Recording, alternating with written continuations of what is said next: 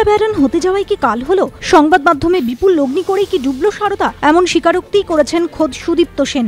দাবি পুলিশের, বেহালায় জমি কারবারি থেকে সারদা গোষ্ঠীর কর্ণধার। আকাশ ছুঁতে চেয়েছিলেন সুদীপ্ত সেন, কিন্তু শেষ পর্যন্ত তাসের ঘরের মতো ভেঙে পড়ল তার সাম্রাজ্য। কেন এমন হলো? পুলিশের সূত্রে খবর, পতনের জন্য নিজের মিডিয়া ব্যবসাকেই কাঠগড়ায় দাঁড় করিয়েছেন সুদীপ্ত সেন। কলকাতায় আনার আগে জেরার মুখে সুদীপ্ত জানান, মিডিয়া ব্যবসায় নেমে বিপুল ক্ষতি হয়েছে, সেজন্যই আজ এই অবস্থা।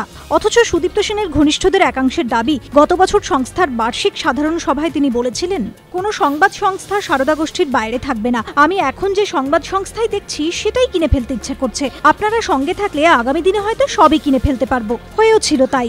বাংলা সংবাদ মাধ্যমের জগতে আচমকাই প্রবেশ করে রাতারাতি প্রায় ডজন খানিক সংবাদপত্র, নিউজ চ্যানেল, ম্যাগাজিনের মালিক হয়ে যান সুদীপ্ত সেন।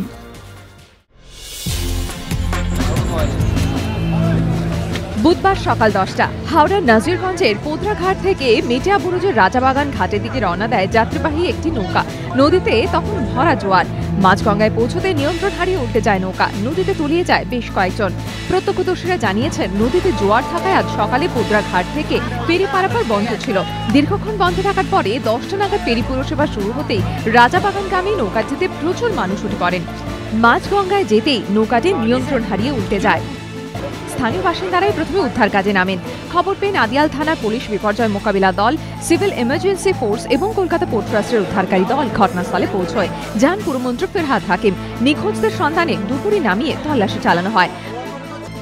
প্রত্যক্ষদর্শীরা জানিয়েছেন, পোদ্রাঘাট থেকে ছাড়ার পর জোয়ারের টানে নিয়ন্ত্রণ হারিয়ে নৌকাটি বয়ারের সঙ্গে ধাক্কা মারে। এরপরই নৌকাটি উল্টে যায়।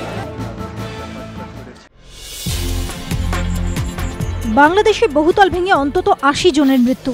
মৃতের সংখ্যা আরও বাড়ার আশঙ্কা। অন্তত 500 জন গুরুতর আহত। রাজধানী ঢাকায় রানা প্লাজা নামে 8তলা বাণিজ্যিক ভবনটিতে প্রায় 300টি দোকান ছিল। প্রত্যক্ষদর্শীদের দাবি, গতকালই বহুতলটিতে একটি চির দেখতে পাওয়া যায়। তারপর আজ বাড়িটি হুড়মুড় করে ধসে পড়ে। বাংলাদেশের সেনাবাহিনী উদ্ধার কাজ চালাচ্ছে। এর আগে 2005 সালেও বাংলাদেশে বহুতল ভেঙে 70 জন প্রাণ হারিয়েছিলেন।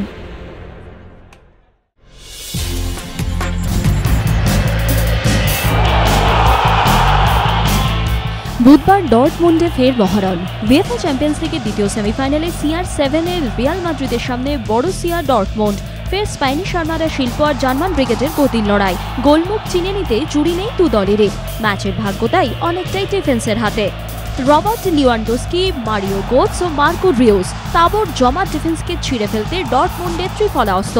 তবে বুধবারের ম্যাচে পৃথিবীর হাজার জোড়া চোখ ঘিরে থাকবে যাকে, সেই ক্রিস্টিয়ানো রোনাল্ডোই রিয়ালের মেরুদণ্ড। কখনো শৈল্পিক টাচ, কখনো গোলমুখ খুঁজে নেওয়া তীব্র গতি। CR7-এর পক্ষে কিছুই অসম্ভব নয়। সঙ্গে রয়েছেন সুযোগ সন্ধানী ওজিল, জাভি আলোনসোর অভিজ্ঞতা। গ্রুপ লিগের মোলাকাতে কিন্তু রিয়ালকে টেক্কা দিয়েছিল ডর্টমুন্ড। হোম ম্যাচে তাদের হারিয়েছিল 2-1 গোলে। অ্যাওয়ে ম্যাচে ড্র 2-2 গোলে। তবে বুধবারের সেমিফাইনাল তাকিয়ে থাকবে একজনের দিকেই। অসম্ভব কথাটা যার অভিধানেই নেই, 7 নম্বর জার্সিধারী ক্রিস্টিয়ানো রোনাল্ডো।